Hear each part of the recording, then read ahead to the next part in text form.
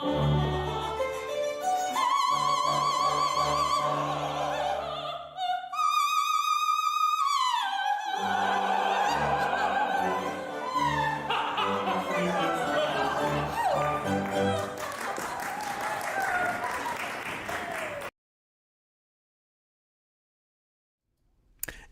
we're live, streaming from the footsteps of New York City. We are Music Matters with Jason Tramm, and thank you for joining us for a unique podcast community where we explore the issues and challenges of the performing arts world as seen through the eyes of distinguished colleagues.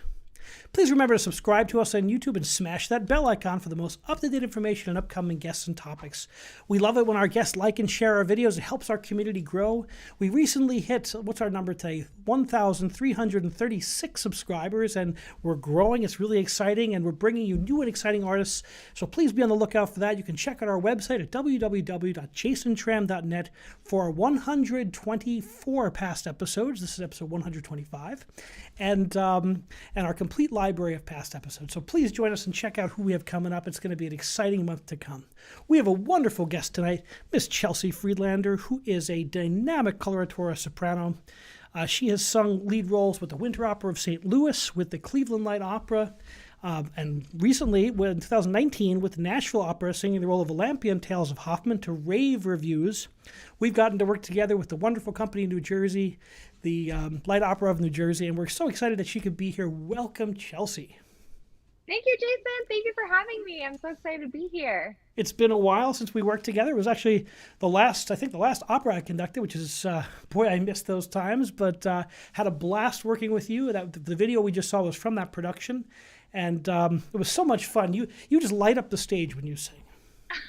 Thank you. I know, it does feel like a different lifetime ago. That was the last live performance that I did before COVID. So it is a little bit bittersweet to see that video.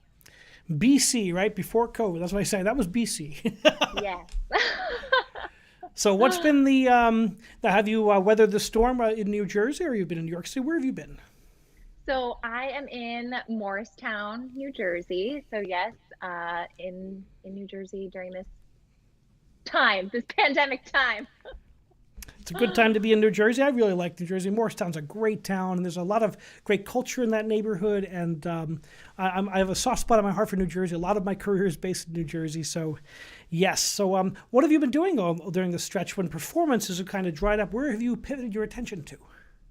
So I actually have my own vocal studio that I've been teaching, in addition to teaching for Selwood Studio of Performing Arts in Madison. So where I live is kind of a stone's throw away to where the studio is when we can be in person. And I also work for Blue Sky Kids, which is a program that puts mentors and expertises in the field. And I have a voice student within that program as well. So I have kept pretty busy with 30 plus voice students. And what is it about that? I know when I teach, I learn so much. I mean, whenever I teach a student, I always wind up taking more away. Do you feel that way when you teach your lessons? I do. I feel, because I started singing at such a young age, I was 9 when I started singing, that I see a little bit of myself in all these young aspiring singers. And I try my best to put myself in their shoes and what it's like, even though, when I was 9 singing, it was completely different than it is now. And so I've really had to take some interesting, what shall I say, nods to more contemporary music than I have listened to. But it has been so thrilling and rewarding that so many children that I see each week, and they help me remember what day it is, because in this pandemic life, it's a little bit difficult. But they love to sing and they love music. And that's what's been getting me through this time, because soon we'll all be on stage in person. But I'm very grateful for the opportunity to teach them, and also for them to keep showing me how important music is during this time. Every guest I've had on this show who's singers and opera personalities, they all had that teacher who some of them didn't have a musical background, didn't have a strong musical background or music in their family, and it was that one teacher who showed them something that they had no idea, and that changed their life. So you never know when you're going to light that spark and the fire emerges, and who knows what the effects of that teaching will be. I completely agree. And I think as much as the lessons are for them, they're also for me because I really do feel that I have become a better teacher, a better performer, a better listener, and also catering to each child's individual needs. I mean, and I do have adult students, and I have some particularly talented adult students who have stretched me in different abilities than I wouldn't have necessarily gone. For instance, I have a student who is writing all of her own music, and we've been working on pitch and intonation and rhythm. And to see the progress over a year over Zoom has been just really eye opening and makes me feel really proud and something very different than what, stage acclamations give. This is completely different. We're going to zoom back to Zoom in a few minutes. Why don't we go back to the beginning of your musical journey? Did you always know you wanted to be a singer? Yeah, I think so. My grandfather used to say, before I could walk, I could dance, and before I could talk, I could sing. Oh, And that's kind of what it was like. My mom, who is a professional pianist and who you have also worked with, took me at a very young age to Centenary College in Hackettstown. They have a performing workshop theater program, and she brought me, and I saw one show, and she kind of leaned in and said, do you want to do that? Do you want to be up there? And I nodded, and that was that. and here we are today. And here we are today. So, how I fell into classical music was, I think, probably not expected because I really thought I was going to go the musical theater route. And then my very first voice teacher, who is now long deceased, actually he taught above the Dover Taxi Building in Dover, New Jersey. And he was a classical opera singer.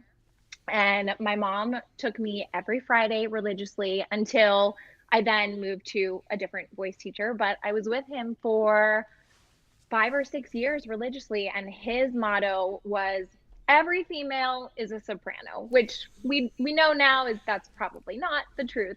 But at the time, I was singing classical music Well, with it him. certainly worked out for you. It worked. It There's worked no out. doubt you're a So soprano. so we're not complaining, but it was those beginning steps into the classical realm where I do believe that I just kind of fell, and I then fell in love and then continued to pursue my operatic career from there. Well, that's wonderful. Did you start off now? I think on this show I've had so many opera singers, and particularly American opera singers. Our first, including myself, and I'm a generation older than you, but the first introduction to staged music is going to be musicals for us, musical theater. And I think that is like the quote unquote gateway drug for we get on the stage, we say, and then we find a teacher who says, like, check this out. And we get to hear the technique of the opera. And it's, once we learn that how hard it is and how exciting it can be, and we kind of go that direction. Do you have a similar pathway there? Um, well, it's funny because at the time that I was starting to take voice lessons, that's when Charlotte Church was very popular. And she was only maybe 5 or 6 years older than myself. So that was something that I wanted to aspire to, that, wow, there's someone who is similar in age who's singing opera. Now, of course, we know now. Quote unquote Um, opera, yes. right. So that was kind of something that I could relate to vocally. But then, of course, falling in love with the greats like Beverly Sills and, I love Natalie Dessay, all the lyric coloratura singers, and Joan Sutherland, and all the greats that I then fell in love with way after Charlotte Church.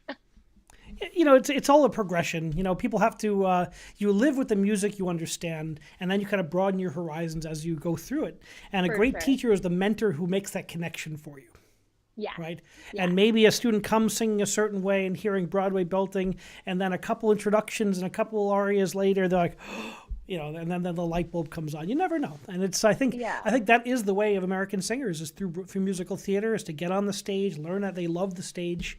I had my former opera director from SUNY Potsdam, Carleen Graham, who is since the director of the Houston Grand Opera Co. She does their Oh. education, and she just took the job at Manhattan School of Music as the director of vocal arts. She's Ah, going to start in my June. alma mater.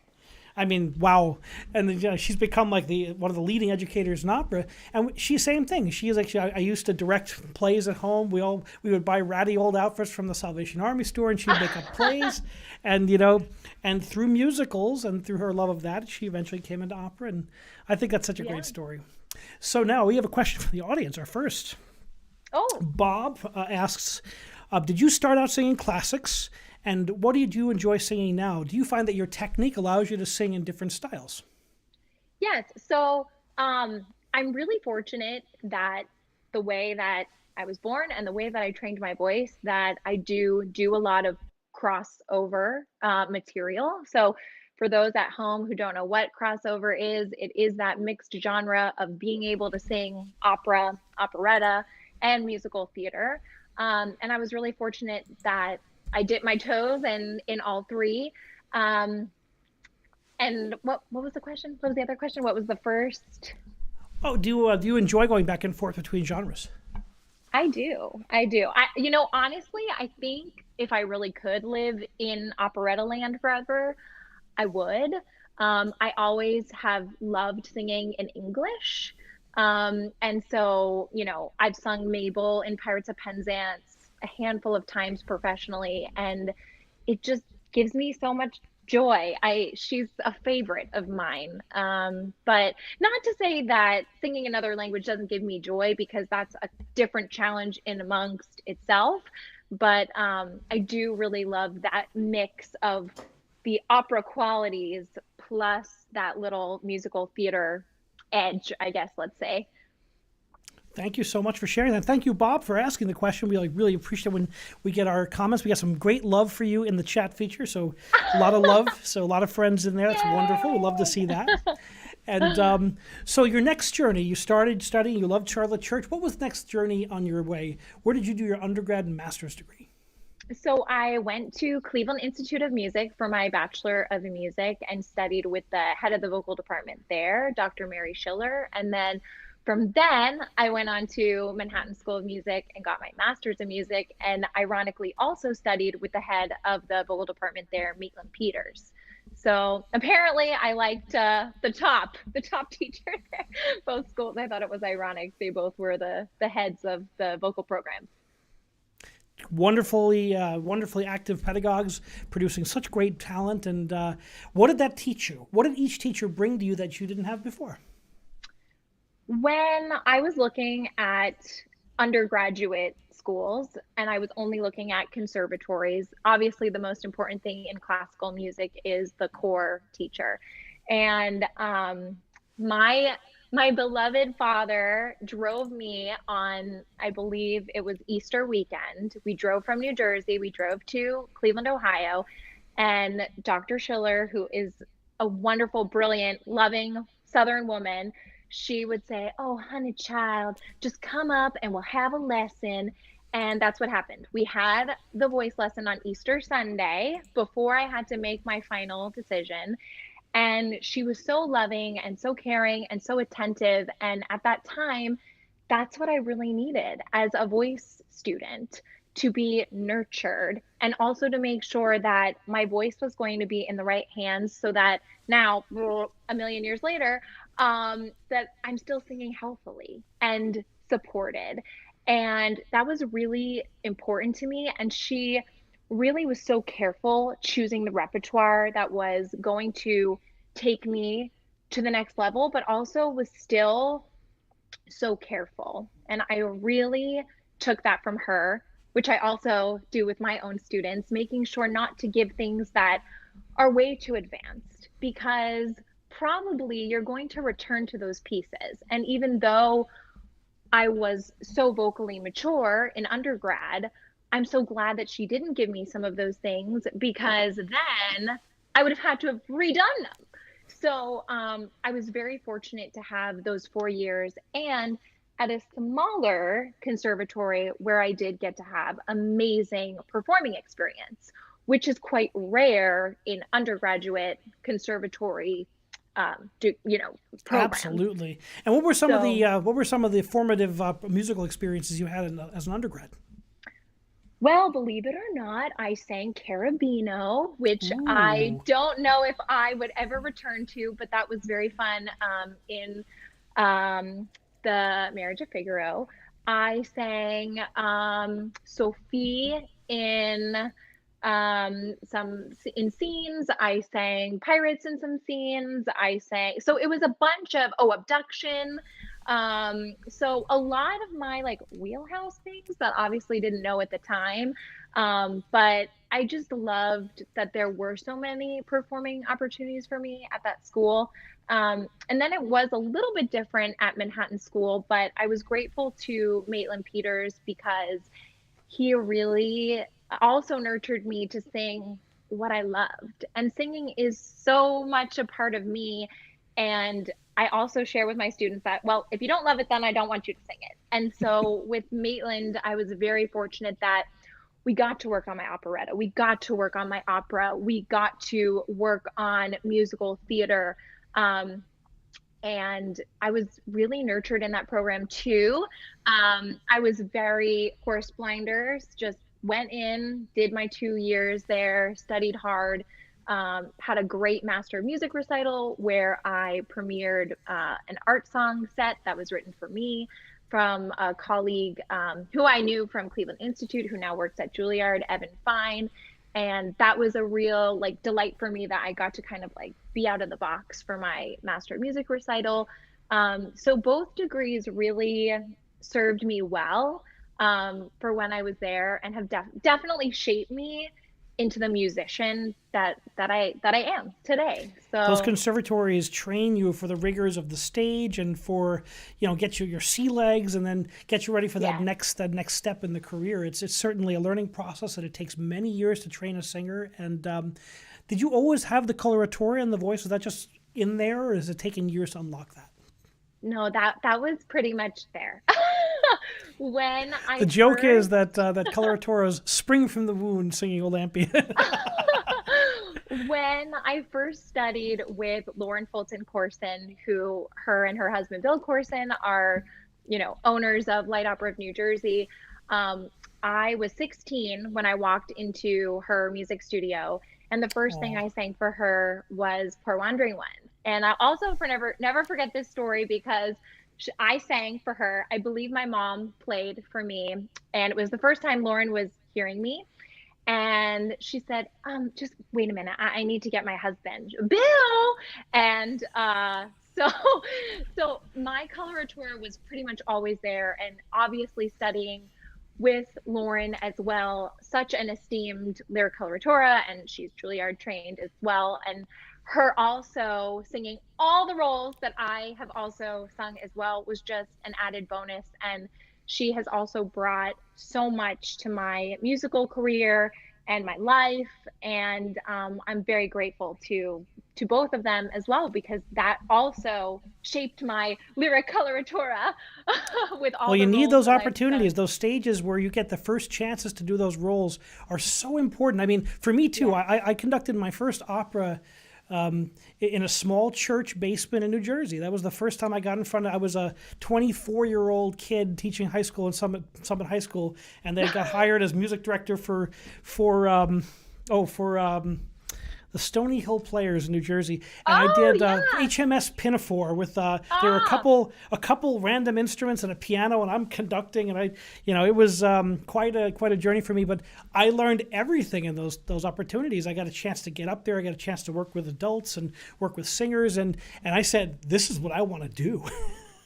yeah, I am so grateful that I have had the opportunity with Light Opera of New Jersey to have those experiences, like to sing Daughter of the Regiment. to have almost a home base, a home stage to get to enjoy those roles before then taking them on to bigger, bigger things. So, and And Light hopefully Opera New bigger Jersey stages. has distinguished themselves by bringing wonderful singers like yourself in, and I've been honored to conduct a few productions with them, and it's been a pleasure to watch that company. I just love to see real talent in productions that in people's neighborhoods. I think it's so important, and something that's really lacking in the opera scene is community. Community opera these days. You go to the smallest little city in Germany, there's an opera house. You come to America, and it's Yeah. really a challenge. And I applaud anyone who brings opera to communities. So shout out to Bill and Yeah. Lauren. We, Bill asked a question on here, but I think you answered it without him even asking. So. well, we are looking forward to, 2022 when Light Opera of New Jersey graces the stage again. So fingers crossed. There will be great music again. It's just going to take a little while as we turn that page and get our I'm halfway vaccinated, so Yes, me keep too. on, Me too. keep on pushing forward. We have a question here from Jason Murphy. Is there one piece of advice that continues to guide your performing today? Oh, my husband is so funny. That's a prearranged question. Can answer question again one more time. Is there a piece of advice that you have that continues to guide your performing today? Oh, piece of advice is there's no such thing as can't. I don't believe in can't. And I think I have done so many roles that I think probably I believed that I probably couldn't do. Not because I couldn't do them vocally, but just you get the score and you hold it and you're like, oh my gosh, it's so much music, or it's in a different language, or I can't believe I have to sit behind a curtain. Like when I did Doll and I sat on the stage for like 20 plus minutes, and you just think, and you're not singing, you're not getting to pace back and forth. And I think there have been a lot of moments where I just thought, I can't do this. And so I really believe that can't is not. So I've really overcome a lot of my own I can't. Henry Ford has that quote, whether you believe you can or you believe you can't, you're right. And I love that quote. That's exactly right. I should have that stamped on my forehead. Yes, I tell my students at Seton Hall all the time, you can. Yeah, it's a mindset, and this career in music pushes you to your extremes. A conservatory experience pushes you to your extremes, but really the professional career is much harder, right? I mean, the next step is much harder, and there's so many hurdles and challenges for young performers. How did you negotiate that as you started to do professional productions and getting an agent and all those career challenges? So right after I graduated from Manhattan School, I did live and work in New York City, did a bunch of odd jobs, including being on the streets of New York and flyering for Broadway shows, just to get a different perspective. And during that time when I was living in New York City, I was going on every audition that I possibly could, whether it was musical theater or opera. And I would say for me personally, my biggest break was when I was contracted with Dayton Opera. And that was my really first big professional contract. I was a young artist. So for those who are at home who are like, what's a young artist? That's usually a resident artist who's not from that town or that state, and there's been 2 or 3 audition days, sometimes 1,000 singers, and one of each voice part is chosen. And I was super fortunate that I fit the vocal requirements and everything they were looking for that contract. And it was almost a 6-month contract where I moved to Dayton. And as part of that contract, I sang my first professional Messiah with Dayton Philharmonic. And then afterwards, I sang Blunda with a few Met singers, which was quite a very exciting and also nerve-wracking because it was my really first big professional contract. So I sang Blunda in Abduction, and then most young artist programs have an outreach component. So in that particular contract, I sang 2 different children operas, and probably did close to 80 to 90 performances of children themed and geared operas in the schools, and to children who had never heard opera. And then the contract concluded with me singing Fresquita in Carmen, also on their main stage. And then from there, doors just slowly started opening. But the young artist track is definitely a hard one. And I lived in that life for 3 or 4 years, kind of working my way up and gaining professional experience. And I will say, sharing the stage with so many professionals, it made me realize, like, oh, all this other stuff that I did was worth it. Waking up early, going to elementary schools and performing. And, there's a different joy there, of course, when you are performing for children, but there's something completely different when you're on a stage and there's, 3,000 seats and you get to really, you get to really sing, different than. Yeah, I've had lots of people talk about that experience and how you get your sea legs in both of them. I mean, Yes. being a singer is a craft, and you have to learn the craft and get on the stage as much as possible, cover the great artists, sing the roles that are there, and that's your chance to really watch that next level. And the young artists grow into that. I think that's, you have mentor models. Did you find Yes. the main stage artists to be very supportive of you when you were working? Yes, I would say so. I do think when you get to that level, there's a different honestly, every contract is different because when I was a young artist, people would be like, wow, like you're singing amongst all these, professionals. And then most recently, when I went to winter opera, I was the professional coming in. And it was a huge shift because then I felt like people were looking up to me. There were no young artists in that in that production, but professional locals who looked at you differently. And it was like, wow, I feel like I've kind of come a little bit full circle, even though that was a smaller regional company. But yeah, it's always very interesting to remember that everyone is still in the same boat as you, and just to be a gracious colleague, because you never know who you're going to work with and you never know who's going to say something about you. We all know each other. That's the funny thing, is that we all know each other and we all Yeah, talk. And it's a very small business. Surprisingly, it is. I can It tell you, is. almost every show I've ever contracted and cast, I would call the conductors who conducted the people on the last shows and say, "How was it to work with?" I mean, if I write a book, it'll Exactly. be chaptered "Be nice." That's such an important thing for a colleague to remember. It is so important. And you know what, especially during, fast forward now to COVID, I've had so many colleagues reach out to me and ask, do you have this music? Do you have this score? Or I'm looking for this, and you're like, yes, I have it. I want to share all those things. So it's definitely important to be kind. Yeah, I think that's. I think these times we're all supportive of each other. I mean, it's we all know how hard it is on all artists across the field. Definitely. I mean, Yeah. we're all hurting in our own way, and we're all missing what we're trained to do and what we spend our lives perfecting. How have you dealt with that? I mean, a lot of people I've had on the show, there's been like a period of some depression and then back and forth and finding what makes us, I started the show to explore.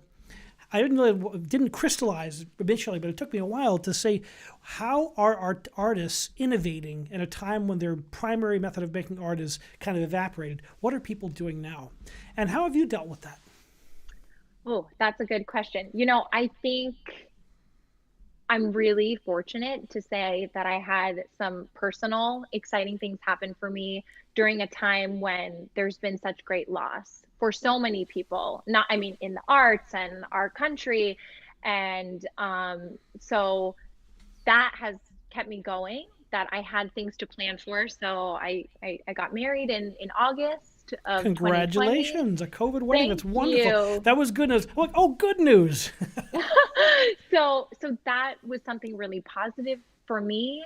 And of course, I have weeks where I don't go without singing, and that's strange, and because I've been so accustomed to having different goals, right? You go on a gig, you're working toward you're coaching, you're working with your voice teacher, you are living, breathing that score, that character, and then you get to do the show and you're on a high, and then you come home and then sometime and then you do it all over again. And that was something that was very thrilling to me. And the life that I'm leading right now is very fulfilled with my husband and my partner, and being able to teach. But there is definitely a void. Like there's definitely that missing of the lifestyle, meeting new people and singing with new people and sharing that love. And that's another reason why I went to conservatory, right? Is you go to school to be with people who love the same thing that you do. And I hadn't really experienced that until I went to Cleveland Institute, and then I went to Manhattan School. It was like, oh, I'm with my people. And for me, I'm definitely an extrovert, and wanting to perform and be amongst people. And now, I will say that I get a little bit of that when I'm on the screen with my students, but it's really not the same. So there's been highs during the pandemic, and there's been lows. And I think what's important is the people who are going to survive this are going to come out stronger, and who are going to sing back on the stage. And hopefully that day is going to be soon, hopefully. Your high E flats and your Fs are ready because they're going to have to be dusted off and ready to go. I will say that is something that I do think about, and that I'm concerned about a little bit, but all in time. I have a wonderful manager with Athlone Artists, and throughout this pandemic, he has kept an amazing network of connection. So I check in with him almost 3 or 4 weeks. And that has been also something to really look forward to. And, we're positive that there will be opportunity, sooner than later.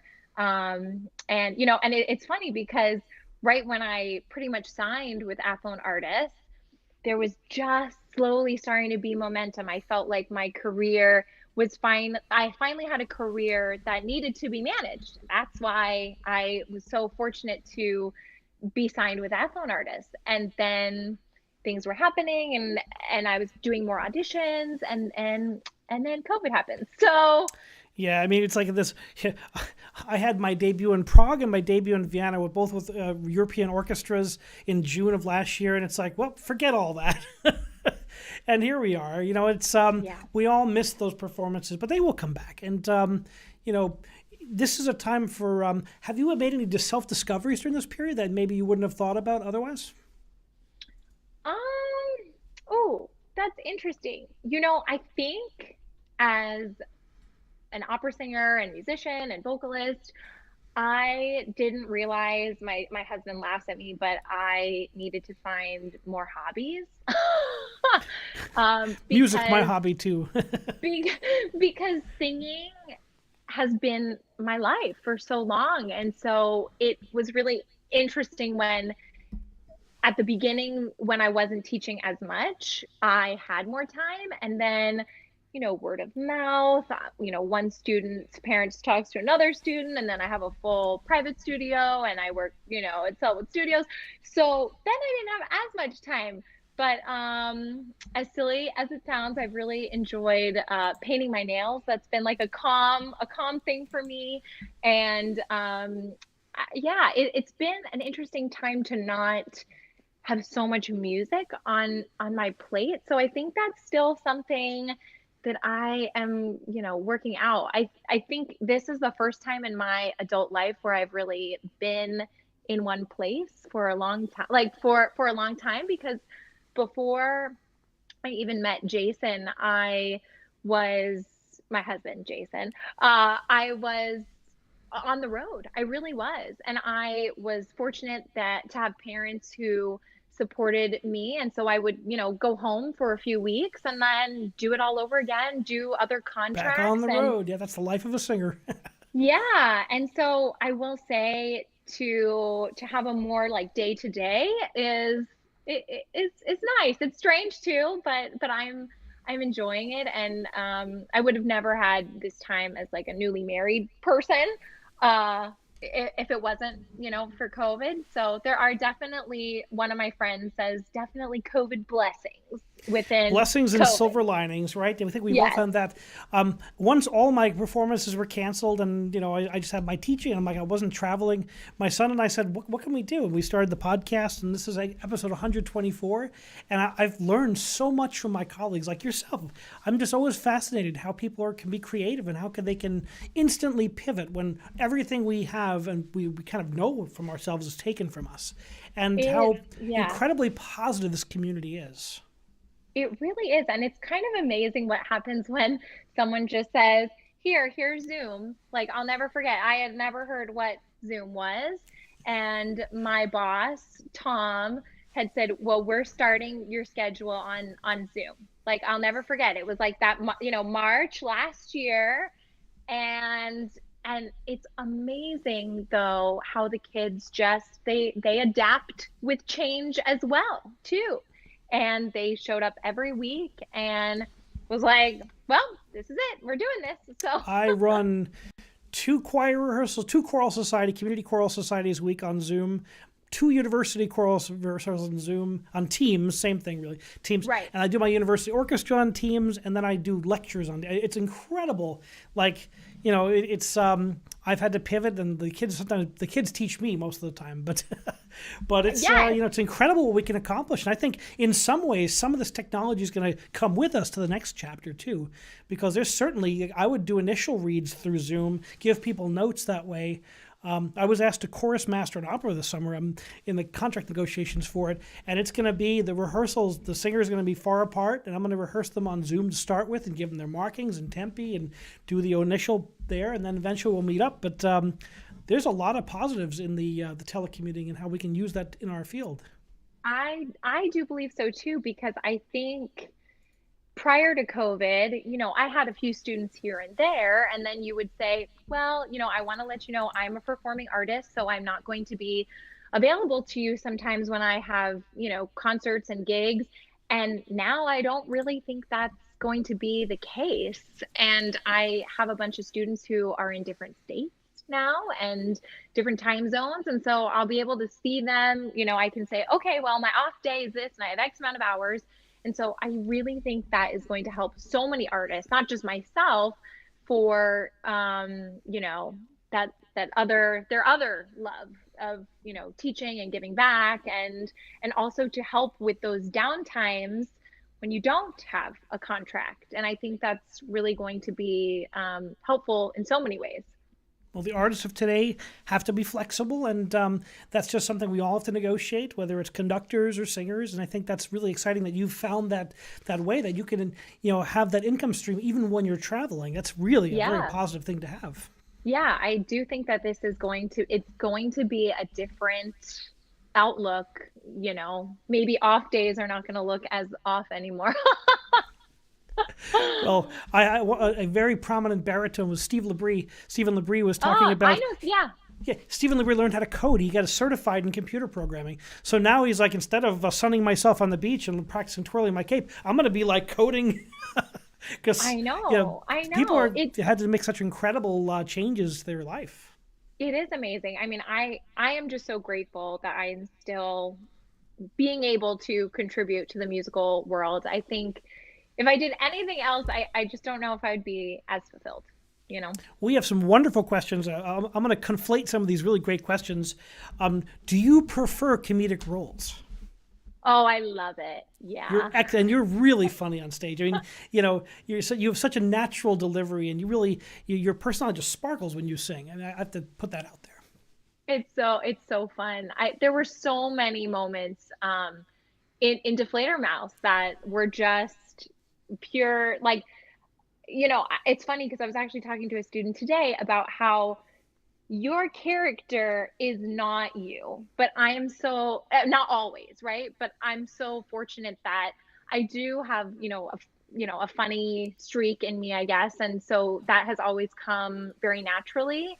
And it's just so fun. And sometimes it's fun to be, not so Chelsea. It's fun to be that actress and go different directions. I know for as a conductor, I'm known for doing a lot of the Italian works, Verdi, Puccini, but I love doing comedy. I really have a great time with it, and Oh, it's so and getting to do it with great singers makes it even more fun because we feed off each other as performing artists. And I just love to watch the singer. And when you do something, I'll stretch a phrase, and that's where the magic happens. If we collaborate with colleagues and make art, it's wonderful by yourself, but it's even better when we put it all together. Yeah, I agree. I totally do. Yeah. So we have some more questions, similar ones. Do you have any dream roles or pieces that you really want to sing? Put it out there to the Oh, universe. yeah. I would really love to sing Baby Doe, Ballad of Baby Ooh. Doe. I'm hoping, Loretta in Gianni Schicchi. Maybe one day, Violetta Traviata. That would be, like one day. Uh, so yeah, definitely. And I have, musical theater, dreams as well. I'm hoping that once more companies open up, that their ticket sellers will be, opera singers singing musical theater, because I think that's hopefully going to drive, audiences to come. So hopefully some, golden age era musical theater with opera singers. Yeah, the Golden Age musical theater is so closely related to the vocal technique of opera that a lot of those singers were just lighter opera singers with the same training. So it I really know. fits beautifully for voices like yours that are adaptable and can go in either direction. I know, and it's so funny because I'll say to my students like, "Well, let's sing some Oklahoma, let's sing some Rodgers and Hammerstein," and they're like, "Can we sing Mean Girls?" One of those and one of those. Let's That get you you know out of what? your chest voice That for a second. that is exactly. But I will say I have learned a bunch during the pandemic. I have learned about so many contemporary musicals that I really honestly would have never really listened to, because that just really wasn't in my wheelhouse. And so my little students, I have listened to so many musicals that I just never would have been like privy to, so I hear a lot of Waitress, a lot of Mean Girls, things that I never heard any of this music before, I and I thought learned it. Sondheim was modern, but Sondheim was in his 80s. So now I'm like Jason Robert Brown. And yeah, I'm Yes. trying to keep up myself. I'm trying to say, okay, I don't hate this. Okay, this is pretty good music. I'm old Yeah. school, but I love to. There's great talent all the time, but for me, it's the era of Rent and that kind of rock musical. Oh, Do you know how many singers ruined their voice on Rent? That is like the vocal well, killer of all vocal killers in I Broadway know. history. So I mean, that style Yeah. of rock singing and doing that 8 nights a week. I mean, whew, tough on the voice. Tough on the Oh voice. yeah, definitely. Yeah, I don't hear that many people singing Rent anymore. Go to Bohem. It's better. Yeah. Go back to the source material. This is true. This is true. Yeah. Although I gotta say, I do like the idea of taking great operas and placing them in modern period, or at least with modern concepts. A great director does that, and yeah, that sheds light on these masterpieces. And you see that it's like it's it's like contemporizing these great works, that they're universal. They're not just locked in time. They're not museum pieces. Like a Fledermaus can be just as funny today as it was when it was written, and it's just the Yeah. idea of taking it and twisting it to today's time period and with today's singers, and it's just Yeah. it's a living, breathing work of art. Yeah. And I think that's also another way how we're going to get hopefully more young people in just in the door. It's fascinating when I meet a new student and we do a little interview session at the beginning, and I ask them all these questions, and about singing, and then I say, do you want to know anything about me? And then usually they say no. And then I have to say, well, because you shared so nicely, I'm going to share a little bit about myself. And then when I tell them that I sing opera, they put it together. They're like, oh, so you sang in a different language? Yes. And instead of speaking, you sing the whole thing. And I think modernizing opera, and especially all the outreach shows that I did really is that opening door so they can hold on to something and say, I heard someone sing opera. I might not know what it really is, but I heard it. And so hopefully then that's going to entice them in a few more years, bring a romantic date to the opera, and because opera is such a wonderful world. Yeah, it's so expressive and so beautiful. And I love the idea of in communities is English language opera. I mean, of course, I've conducted a lot in the individual languages, but I think there is a validity there because it keeps it fresh in the vernacular. People can understand it directly. And as they kind of get more sophisticated in their opera, maybe they can try, the subtitles and getting used to it. But it's nothing like hearing it in the language just to get used to it and get accustomed to the power it can have. Yeah, I definitely agree with you. And I do remember vividly when we would go into the schools and there would be maybe one little section of something that you would sing and it wasn't in English, and then they would all go, oh, what are they singing? So yeah, I do hope that, I've sung the abduction that I did in Dayton was sung all in German, but English dialogue. So that was something that everyone could be, something for everyone, little something for everyone. Those school performances are rite of passages for everyone. I've spoken to Joe Culinary and Ronald Naldi, who are dear friends of mine. And Joe was a legend, and Ron Naldi's been at the Met for 25 years, professional career. And they remember going to middle schools singing opera. I mean, that's a rite of passage for these singers. I remember putting together casts of Hansel and Gretel to tour all over New Jersey to perform at schools. Lexi LoBianco was one of I cast her for her first professional role in one of those shows. I mean, we don't forget that. We talked about that on the show here, and it was such an interesting thing to hear, like how important that is in just kind of getting used to the everyday nature of I have to get up and sing every day. It's a job now. It's a profession. I might not feel good. There's so many, being a singer has so many challenges. Oh, yes. Even though some of those contracts were stepping stones to doing other things, they were really crucial in my career because they do show you so many, not just performing skills, but life skills, being a good colleague. I mean, waking up and driving a van and taking the set in. And I mean, you do everything. And the opera company really trusts you with this dynamic task of being able to put on a show. And of course there's the camaraderie amongst your castmates that no one can experience that. And I think that is also something that I do miss. You miss the closeness of working with people and seeing that they become your extended family. And usually it's not goodbye, because usually you do another gig with them, but especially with social media today, we're all in touch with each other with social media all the time. All of us, we know whenever who's performing in Texas and who's performing in California, and who's on tour in Europe. It's a small knit community. Yeah, so that definitely, that during this pandemic, I've missed that part of the stuff that unfortunately the audience doesn't get to see, that backstage, that family, the community. I'm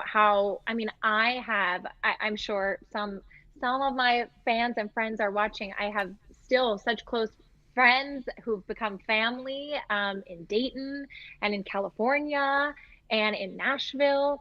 And you don't forget, because I lived there, and still after all this time, it's just such a special relationship. Not only the singers and the staff, but the communities that support those opera companies. That's super important and really shape what makes the opera too, is all of their love and support in the opera.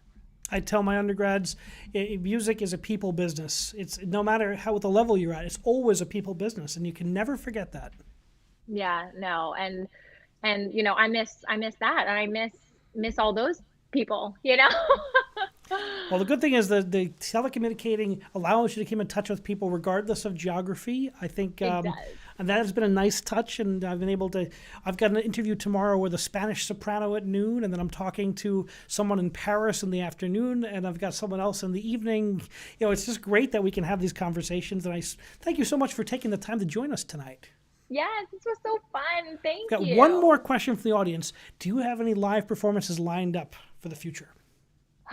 Sadly, no. I am It's too early to tell. People are it's still too waiting, but early. It's too early, but I do look forward to the moment when I can fill my schedule up on my website. So it's chelseafriedlander.com. And you can also find me at Selwood Studio Performing Arts where I teach, or my private studio. So now these days I grace the Zoom box as with we all do. care and love and with all my students. So yeah, I'm hopeful for the future, and hopeful we'll get to work together again really soon. Absolutely, and I can't wait to make music with you again. And I wish you continued success in both your teaching Thank and you. then again when you're back on the stage. Yes, thank you. Thank you so much, Chelsea. And thank you for joining us on Music Matters with Jason Tramm. Please remember to subscribe to us on YouTube and smash that bell icon for the most up-to-date information on upcoming guests and topics. Our next show, we have 2 shows tomorrow. At 4:30 p.m., we have a dynamic rock singer who was a young artist at Nashville Opera, actually, before becoming a rock singer. And she has quite a career going on Spotify and on YouTube, and she tours all over Europe quite frequently. That's Kim Logan. She's an artist on Spotify, brought to us from Reverb Nation. And in the evening, 6:00 p.m. Eastern Standard Time, we have Zuli Inario, a Dominican-born, wonderful dramatic soprano who recently did her doctorate and has done some great singing. So thank you so much for joining us, and remember, keep music alive.